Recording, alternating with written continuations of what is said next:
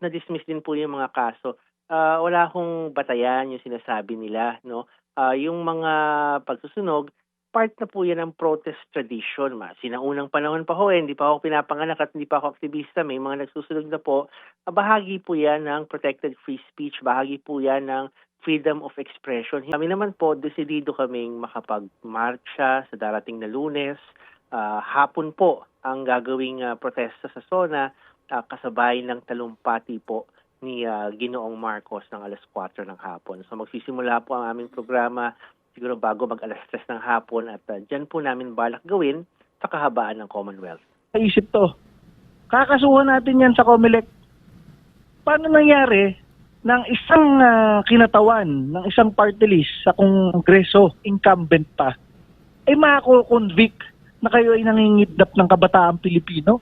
Pa-filean rin kung pwedeng matanggal. At doon natin makikita, saan ka nakakita isang convicted na nagpapakilalang kinatawan ng mga guro, mga guro pinagkakatiwalaan natin mga Pilipino sana na yun ang nag-aaruga sa ating mga anak at apo. Yun pa ang mako-convict ng pagdadala ng mga kabataang Pilipino sa NPA. Talaga namang dapat matanggal sa Kongreso yung mga ganyang kakapal ng muka. Yan ba yung nagkaso kay dating Pangulong Duterte ng grave threat? Ito yung sinasabi kong matagal na. Siya ang grave threat sa kabataang Pilipino at sa sambayan ng Pilipino. Dinadala ang ating mga anak, apo, estudyante at kabataan papunta sa bundok sa NPA. Tapos siya pa magkakaso ng grave threat. Siya talaga ang grave threat. Sila ang grupo nila. Sila ang grave threat sa mga kabataang Pilipino. Sige, si Mayor Joy Belmonte nasa abroad pa daw. Kami natawag sa kanyang opisina sa Kanato para alamin, nagbigay na ba sila ng permit kung meron mang aplikasyon for a permit to rally concerning sa SONA. Nag-apply ba kayo sa City Hall ng permit? Wala pa hong ini-issue na permit, no?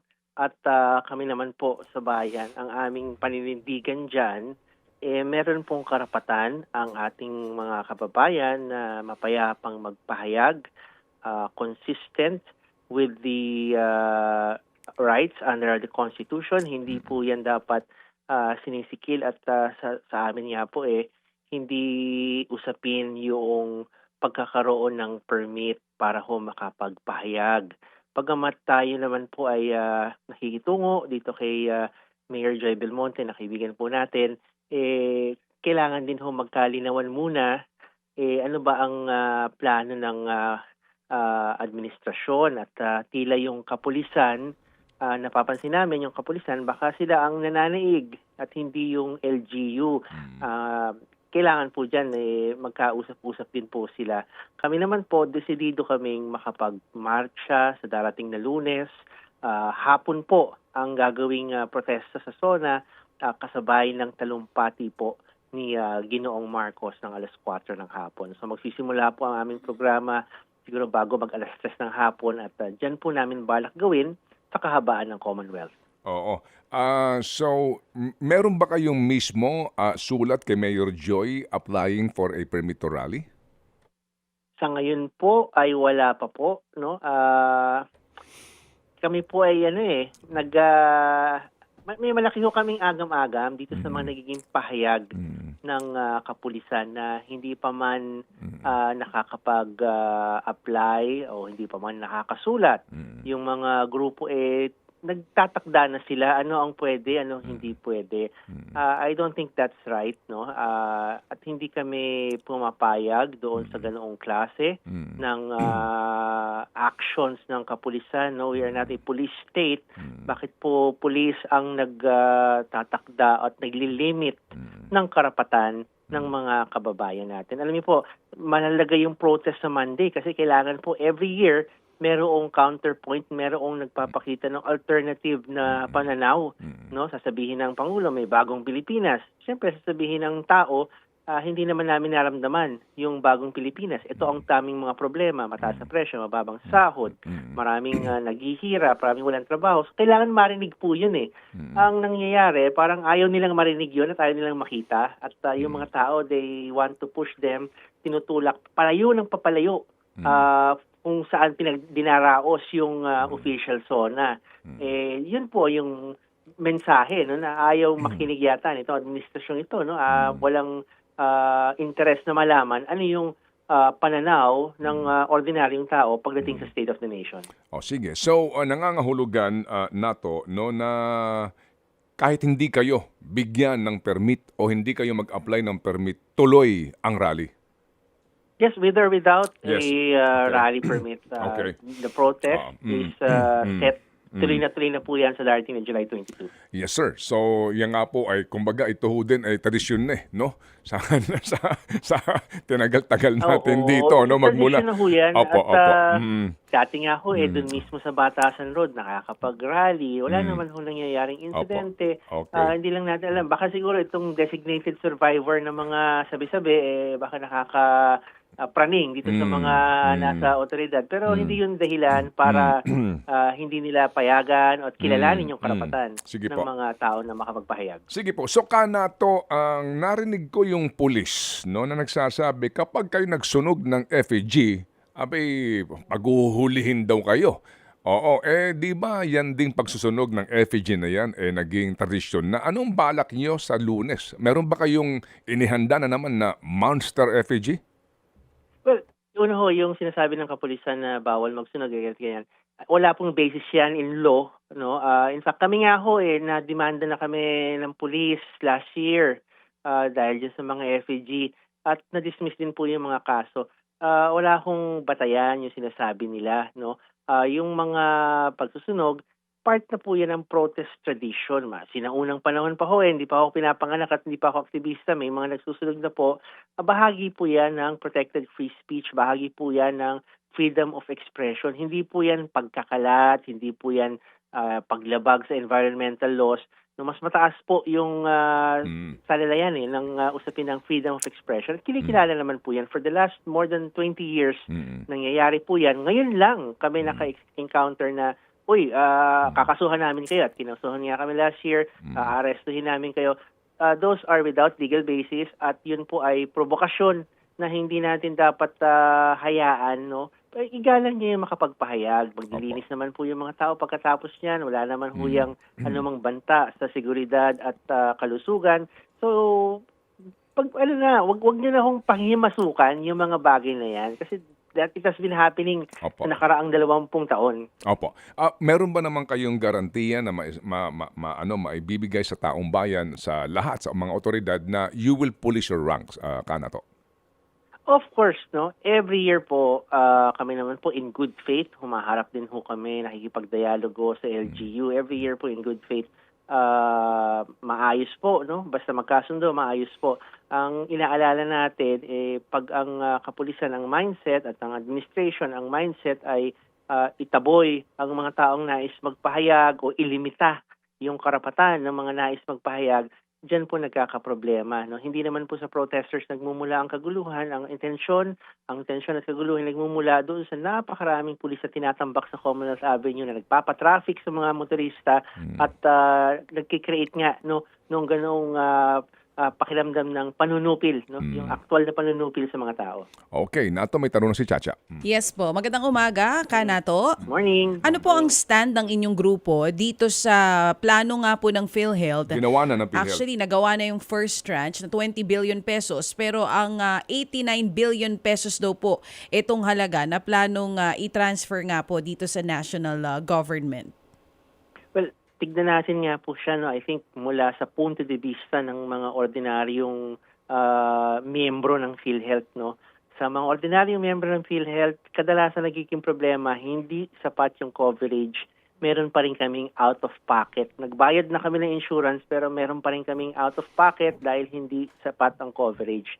Ngayon mababalitaan nila, meron palang sobrang pondo or unutilized na pondo na pwedeng gamitin sana para i-expand yung coverage ng PhilHealth sa mga karamdaman, sa mga serbisyo nito.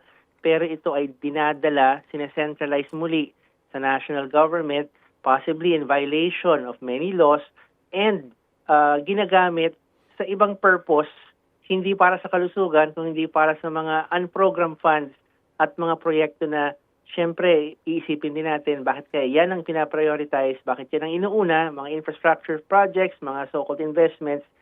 And interestingly, sa taon bago mag-eleksyon. At mag-iisip talaga tayo, yung pera sa PhilHealth dinadala sa mga unprogrammed funds sa taon bago mag-eleksyon para pondohan ng mga proyekto. 89 billion pesos po yun, no, na pwede sanang nagagamit for additional coverage para sa mga pasyente na dadala sa unprogrammed funds. Bakit? No? At ito na ba ang magiging trend? No? Is this the new DAP? Parang ganoon ba? Yun ba ho ang mangyayari at abuso na naman po sa pondong publiko? Hindi po kami talaga sumasang-ayon dyan. Okay, sige. So, isa ito sa mga issue na at mapapakinggan natin sa sa Lunes diyan sa inyong hanay. Definitely po at kahit nga ho yung mga health sector natin, yung mga kasama natin sa mga sektor pangkalusugan ay nababahala nga dito sa pangyayaring ito dahil nga kapos na ho yung coverage eh. Ang daming ho out of pocket sa PhilHealth tapos may pondo pala pero sa iba pa dadalhin. Hindi ho yun katanggap-tanggap para sa ordinaryong tao. Okay, sige. So, kanato kami makikipag-ugnayan siguro kahit bago mag-Lunes para dito nga sa inyong balakin na ito. Ang atin lang is mapakinggan ang katwiran ninyo kung bakit kayo magtutuloy pa rin sa inyong protesta ngayong Lunes kahit na sinasabi ng pulis, no rally, no permit at marami silang mga ipinagbabawal. Salamat na marami nato. Maraming salamat po sa inyo at magandang araw sa ating mga taga-subaybay. Thank you si Nato Reyes ng Grupong Bayan. Ted Filon at DJ Chacha. Ngayon, nasa Radyo 5, 92.3 News FM. Monday to Friday, 6 to 10 a.m. Yan, ang masabi po natin dyan, tayo ay nagagalak sa desisyon ng korte na makasuhan yung mga kongresista na yan. Yan ang nagpapatunay na sa matagal na panahon, itong mga makakaliwang kongresista, sila talaga ang nagdadala sa mga kabataan papunta sa NPA areas, di ba? Buti nga nakasuhan sila at na sentensyahan, na convict ng korte. At nakakaawa yung mga bata, buti nga nakalagay doon sa desisyon, yung mga bata, ibiniyahin nila ng hating gabi sa dilim, pinalakad nila sa bundok. Yung iba doon, mga minor de edad, pinalakad nila sa mga cliff, sa may mga ravine, no mga gilid ng bundok. Buti nga hindi nabaril kasi ano talaga yun, NPA infested area, nasa dilim yung mga bata. Sa ngayon, nakakakita ng dalawang kongresista nasa gitna ng NPA infested area ng gabi sa dilim. O kung hindi ba kayo talagang konektado sa NPA, anong ginagawa ng dalawang kongresista doon? Sila mismo yung nagdadala ng mga kabataan. Kaya tama yung ginawa ni Vice President Sara Duterte nung siya ay DepEd Secretary na meron siyang intelligence fund patungkol kung sino yung mga guro na nagyayaya sa mga estudyante, sa mga kabataan papuntang NPA. Ito mismo, nagpapakilalang kinatawan ng mga makakaliwang guro. Siya mismo personal naglalakad sa bundok, nagdadala ng mga batang Pilipino papunta sa NPA area. Kung siya mismo ginagawa niya yun, paano pa yung ibang guro? Kaya tama na meron intelligence fund sa DepEd dati si Vice President para malaman yung mga ganitong gawain ng mga gurong makakaliwa. Chairman, ano po ang epekto nito sa pinaglalaban po ng NYC, National Youth Commission, para po mailayo sa recruitment ng CPP, NPA, NDF ang mga kabataan? Nasampulan po yung sinasabi po ninyo ng mga recruiter. Yes, unang-una, wala nang silang masasabi patungkol sa red tagging kuno, di ba? Hindi naman tayo yung nagtag sa kanila, hindi naman tayo yung nag-convict at nagsentensya sa kanila, isang korte ng Pilipinas. Alam mo, ang korte talagang ano yan, hindi ka pwede mag-exaggerate ng kwento dyan.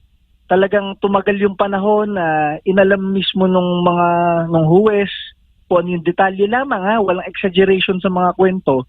At mula doon, nagdesisyon sila na ito talagang dating kongresista ng Bayan Muna at incumbent na kongresista ng ACT Teachers na nagpapakilalang kinatawan ng mga guru sa Pilipinas, talagang ano sila, guilty sila, beyond reasonable doubt nakalagay dun sa papeles. Ibig sabihin, hindi nila matatanggi sa kahit anong senaryo na sila talaga ang nagdadala at nagdala doon sa mga kabataan ngayon sa NPA area.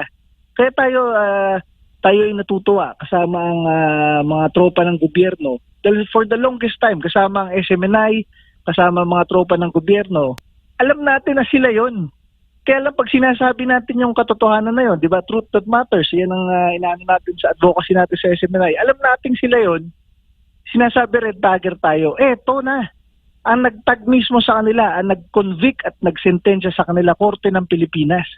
At ang masasabi natin dyan, walang immunity itong si Franz Castro na ito. Dahil talagang ang kanyang sentensya ay hanggang 6 na taon. At nakalagay doon ang immunity ng isang kongresista sa panahon lang na mayroong sesyon ng Kongreso. Walang sesyon ng Kongreso ngayon. Adjourned ang Kongreso, ang balik pa nga sa SONA, di ba? So, itong mga ganito, walang immunity. At tayo nagagalak, kayang-kaya ito nagpapatunay sa ating mga pinaghirapan ng SMNI, na Vice President Sara Duterte, pinaghirapan ni Pangulong Duterte at ng NTF-ELCAC at ng ating mga tropa ng gobyerno. Matagal nating nilalabanan itong mga kongresista na mga kaliwa na inaanay tayo mula sa gobyerno. Chairman, wrongfully convicted na yung dalawa, sabi nila. Totoo ba yun sa inyo at sa monitoring po ng NYC? Sa tingin ko wrongfully convicted, mali yung pagkaka-convict kasi dapat mas marami silang makakaliwang kongresista na na-convict. Kung pwede lang isama yung iba pang kongresista ng mga kaliwa, dali isang grupo yung mga yan, dapat mas marami sila dapat nakasuhan at na-convict. Yun lang ang pagkakamali doon. Pero yung sa kanilang dalawa lang, tamang-tama yun. Ang mali dyan, dadalawa lamang sila dahil dalawa lamang silang nakasuhan mula sa gabing yon. Pero marami yan, lalo na yung iba't ibang kinatawan nila. Meron pa sila sa kababaihan, meron pa sila sa kabataan. Magkakasama lamang yung mga yan. Chairman, magandang gabi, si Admar po ito. Nakikita niyo po ba na parang, kumbaga, isa na ito sa matibay na dahilan para itong mga grupong ito ay, kumbaga, matutulan na yung kanilang pagsali sa mga halalan sa hinaharap? Yes, kakasuhan natin yan ng disqualification sa party list system. Yan, buti nabanggit nyo. Ngayon ko lang naisip to.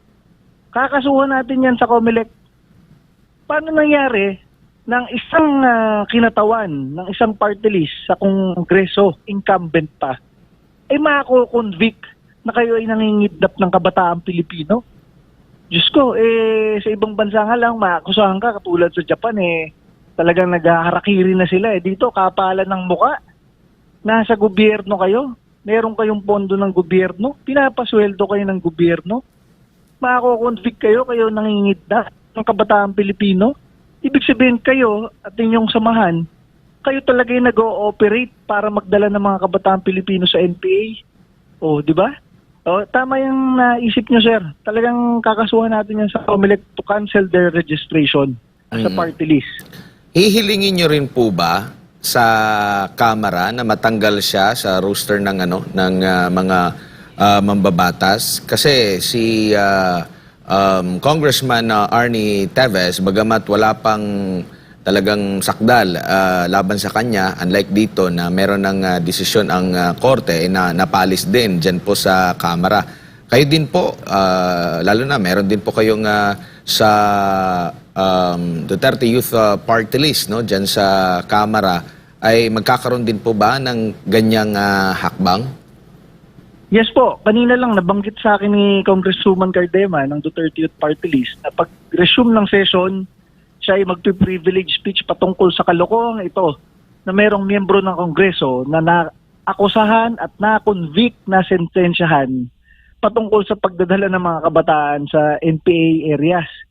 Na-convict hindi lang na-tag, di ba? So pagkatapos ng privilege speech na yon, yun sa Committee on Ethics, pa-filean rin kung pwedeng matanggal. At doon natin makikita, saan ka nakakita ng isang convicted na nagpapakilalang kinatawan ng mga guro, mga guro pinagkakatiwalaan natin mga Pilipino sana na yun ang nag-aaruga sa ating mga anak at apo. Yun pa ang mako-convict ng pagdadala ng mga kabataang Pilipino sa NPA. Talaga namang dapat matanggal sa Kongreso yung mga ganyang kakapal ng mukha.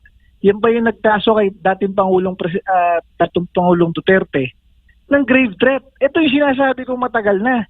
Siya ang grave threat sa kabataang Pilipino at sa sambayan ng Pilipino. Dinadala ang ating mga anak, apo, estudyante at kabataan papunta sa bundok sa NPA. Tapos siya pa magkakaso ng grave threat. Siya talaga ang grave threat. Sila ang grupo nila. Sila ang grave threat sa mga kabataan Pilipino. At marami pa mga sinasabi na itong mga front ng CPP, NPA, NDF. So maliban dito sa ACT Teachers, yung iba pang mga grupo ay isusulong nyo rin ang pagkakansila ng kanilang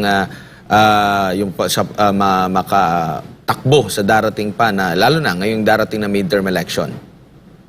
Yes po, ang masabi ko ngayong araw na ito, kung saan nagtagumpay ang hustisya sa ating bansa, ay hinihikayat natin lahat ng mga Pilipino, lahat ng mga kabataan na nakakita sa pagdadala ng mga makakaliwang party list na ito sa ating mga kabataan papunta sa bundok, papunta sa NPA area. Kung alam ninyo, na-experience ninyo, nakita ninyo ang inyong mga anak, inyong kasama sa paaralan ng mga kabataan at estudyante ay nadala ang iba't ibang makakaliwang party list na ito papunta sa NPA.